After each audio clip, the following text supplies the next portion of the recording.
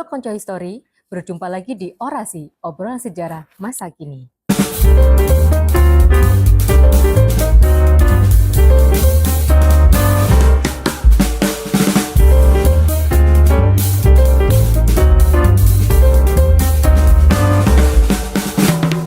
Konco History, hari ini kita berada di Laboratorium Rumah Sejarah Universitas Negeri Surabaya. Konco History, hari ini dengan menyambut Semarak Kebangkitan Nasional pada tanggal 20 Mei 2024, kita kehadiran bintang tamu yang sangat luar biasa.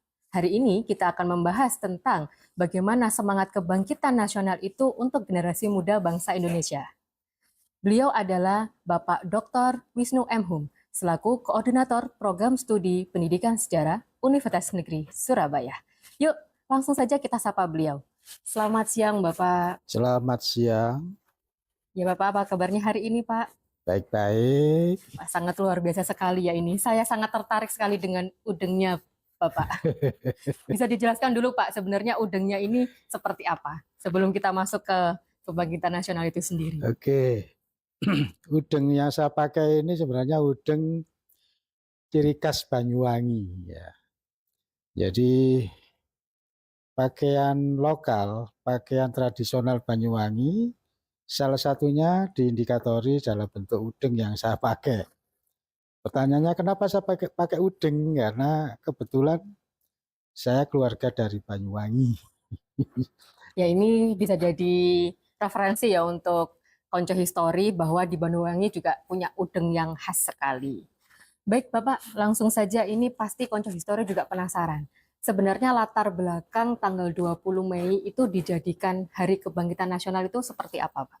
Latar belakang tanggal 20 Mei itu mengacu pada kegiatan yang pernah dilakukan oleh Wahidin Sudirohusodo.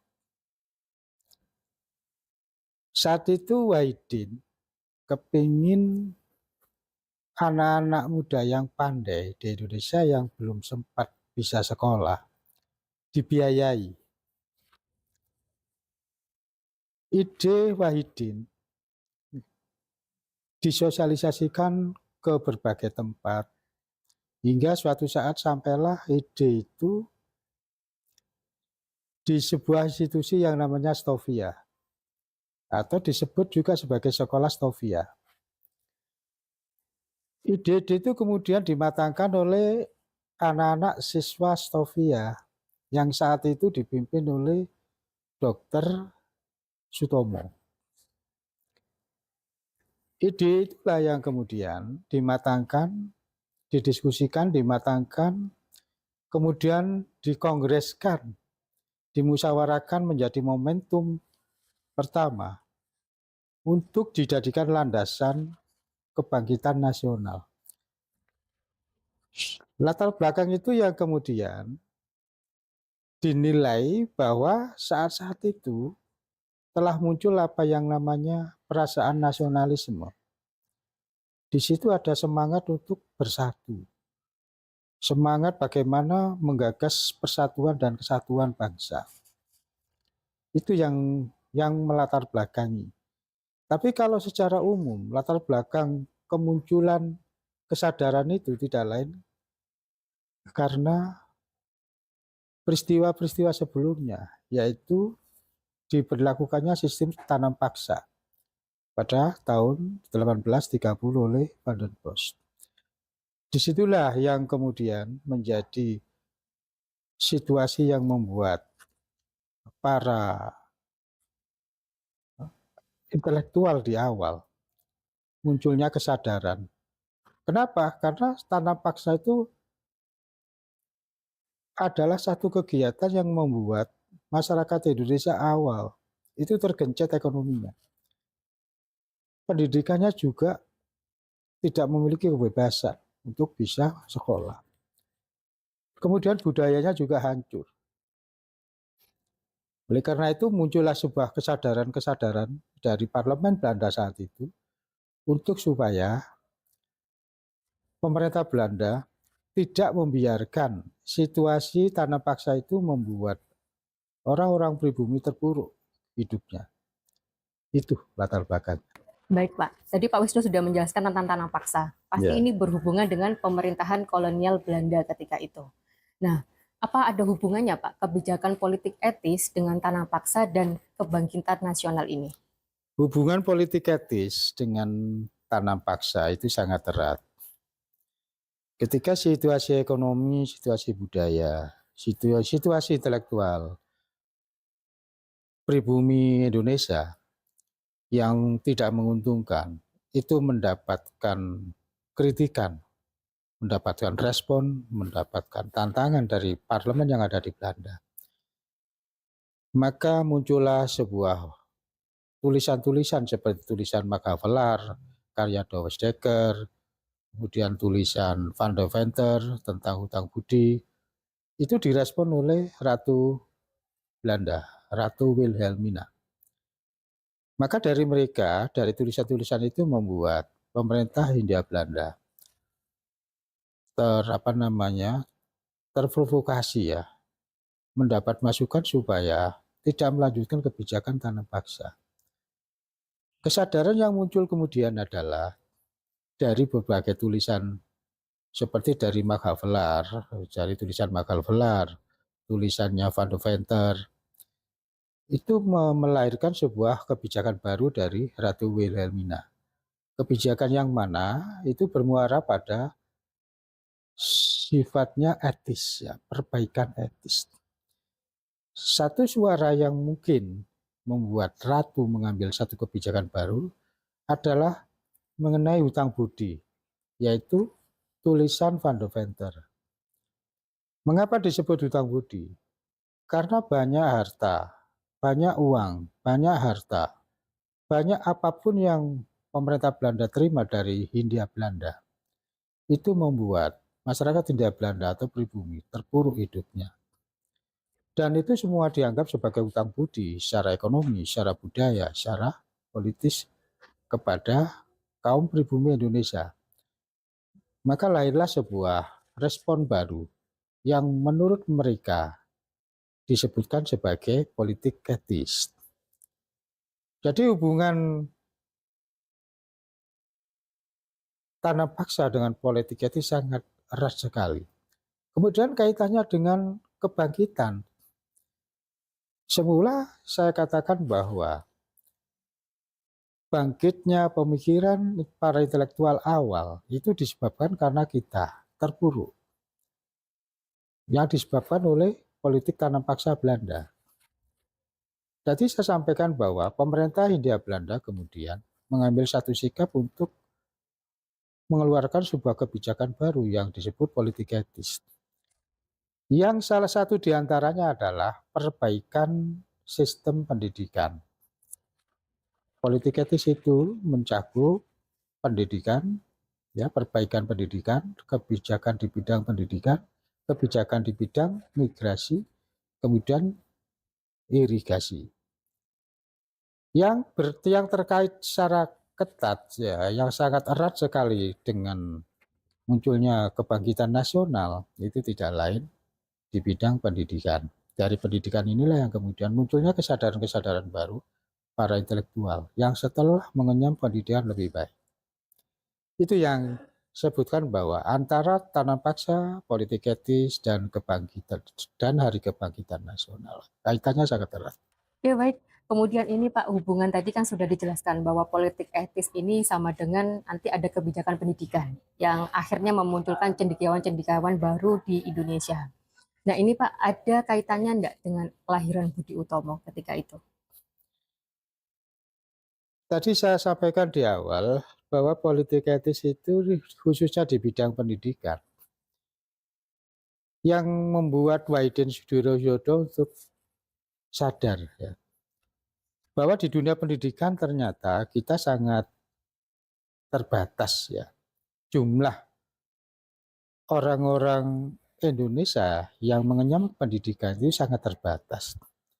Maka kemudian Waidin Sudiroyodo menggagas supaya masyarakat pribumi yang cerdas, yang pandai, yang tidak memiliki kesempatan untuk bisa sekolah karena disebabkan tidak punya biaya, mereka akan ditampung oleh Wahidin. Gagasan Wahidin ini yang kemudian menyadarkan Dr. Sutomo untuk ikut terlibat di dalamnya. Maka melalui kongres pada tanggal 4 sampai 5 Oktober tahun 1908 di Jogja, intisari gagasan Wahidin itu kemudian diimplementasikan, diwujudkan. Bahwa ke depan masyarakat pribumi di awal abad 20 seyogyanya harus mulai terbuka untuk berangkat sekolah, untuk ikut mengenyam sekolah, untuk ikut mengikuti pendidikan yang ada. Oleh karena itu dari kelompok Dr. Sutomo melalui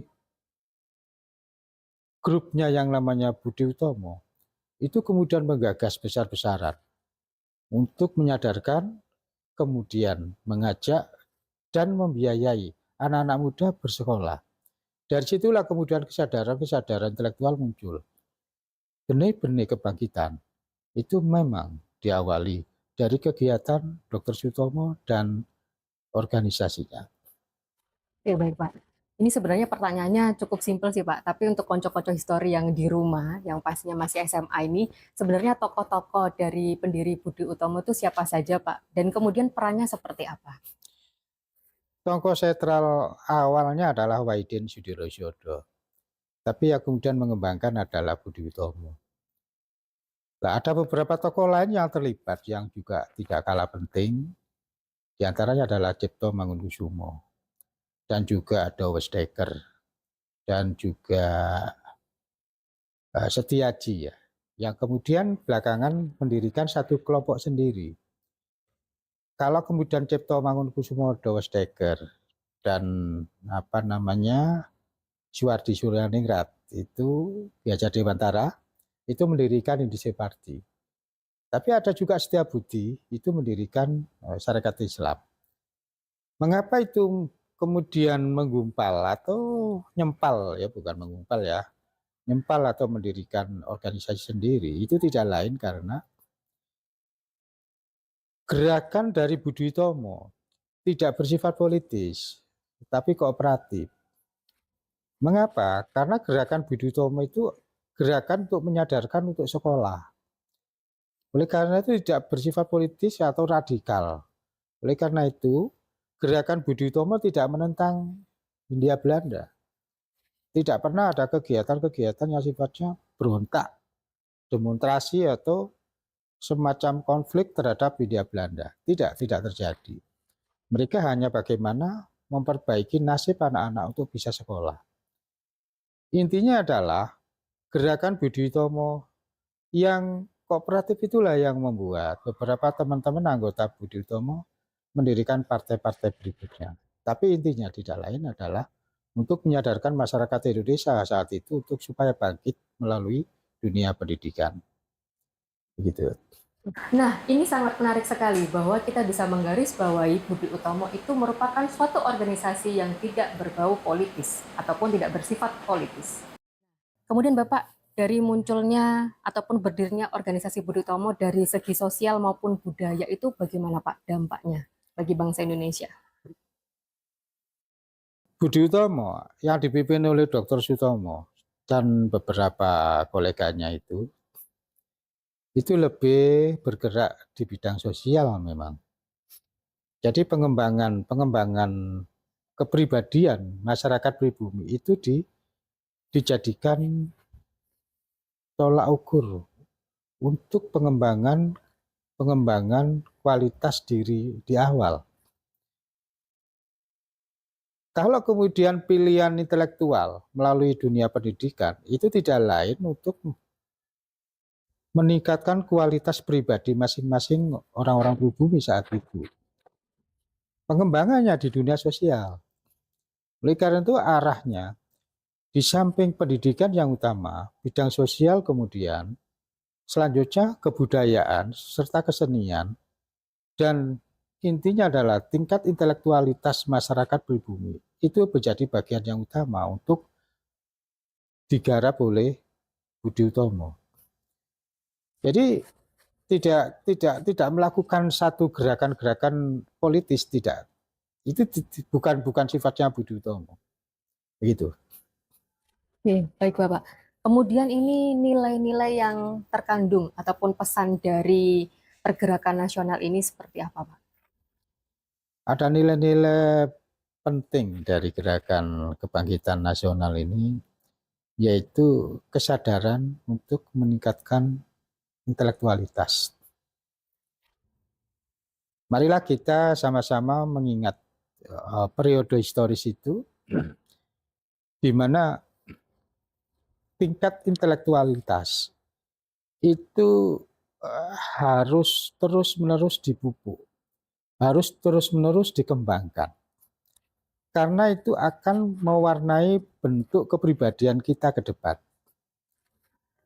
Apabila kita memiliki nilai intelektualitas tinggi, kita bisa berada dalam posisi apapun di tengah-tengah masyarakat. Kita memiliki derajat yang bisa dipertanggungjawabkan. Kita tidak lagi menjadi objek semena-mena dari pihak lain, karena kita dihormati. Bangsa Indonesia tanpa memiliki kepribadian yang di dalamnya ada nilai-nilai intelektualitas yang bagus, yang tinggi, itu sulit sekali untuk bisa hidup di masa depan. Itu. Baik, Pak. Untuk relevansi sendiri, relevansi dengan kondisi bangsa Indonesia sekarang itu seperti apa, Pak? Dengan semangat kebangkitan ini. Semangat kebangkitan nasional ini memiliki relevansi yang cukup penting untuk saat ini. Karena saya katakan di awal bahwa peringatan kebangkitan nasional itu adalah memperingati titik awal kesadaran nasionalisme. Ya. Yang kedua, kesadaran untuk bersama. Kesadaran untuk satu kesatuan. Kesadaran untuk bersatu dan mewujudkan persatuan keindonesiaan. Kita nggak bisa menjadi masyarakat Indonesia yang seperti kita saksikan saat ini tanpa melihat dan menyaksikan bagaimana di awal abad 20, yaitu tahun 1908, Wahidin Sudirosodo dan Dr. Sutomo menggagas untuk membangun pribadi-pribadi bangsa Indonesia secara intelektualitas. Relevansinya cukup penting untuk saat ini. Ke depan, kita harus tetap sadar bahwa satu pekerjaan yang nggak bisa kita tinggalkan adalah membangun kepribadian yang memiliki intelektualitas tinggi. Gitu, Pak. Sedangkan untuk peran generasi muda itu seperti apa, Pak, dalam kebangkitan ini? Kalau di awal abad 20 yang digagas oleh Dr. Sutomo dan Wahidin, itu tidak lain adalah itu pekerjaan pemuda. Jangan dikira bahwa Wahidin dan Dr. Sutomo saat itu umurnya sudah tua, tidak, itu umurnya muda. Oleh karena itu saya sebut di periode-periode itu adalah para pemuda-pemuda yang gagas. Oleh karena itu di hari-hari ini dan ke depan, marilah para pemuda sadarlah. Bacalah sejarah, saksikanlah sejarah, sadarilah sejarah. Bahwa dari sejarah kita memahami bahwa siapa yang berperan di masa lalu. Yang berperan tidak lain adalah anak-anak muda ke depan. Yang memiliki estafet pembangunan ke depan adalah anak-anak muda. Anak-anak muda yang siap, anak-anak muda yang dibekali kepribadian dan intelektualitas yang tinggi. Punya daya saing di kehidupan globalisme yang sangat berkompetitif. Baik, berarti sekarang itu benar-benar membutuhkan generasi muda yang memang sangat semangat ya Bapak ya? Ya, Pasti. jadi silakanlah anak-anak muda punya semangat ya.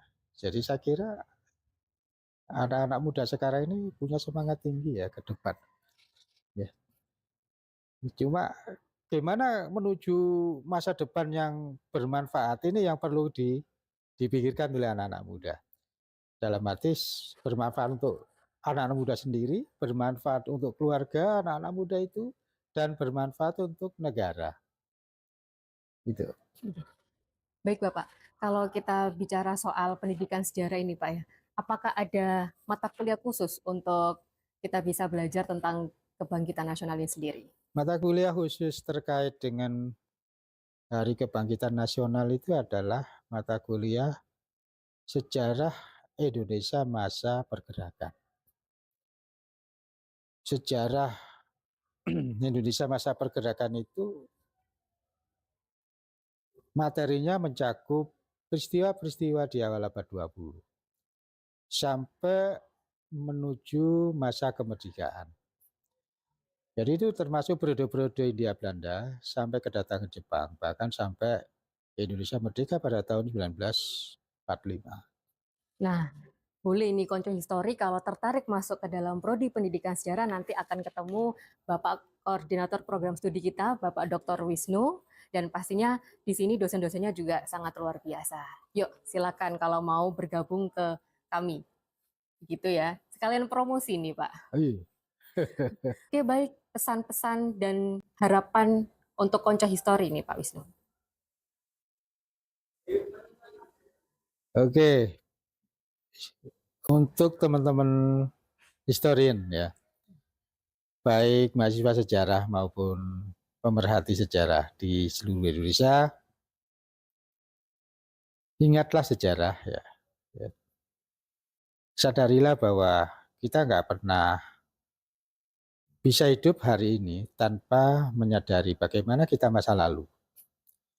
Ada catatan-catatan penting di masa lalu yang menjadikan kita memahami tentang masa lalu, dan itu menjadi penyadaran diri di masa kini.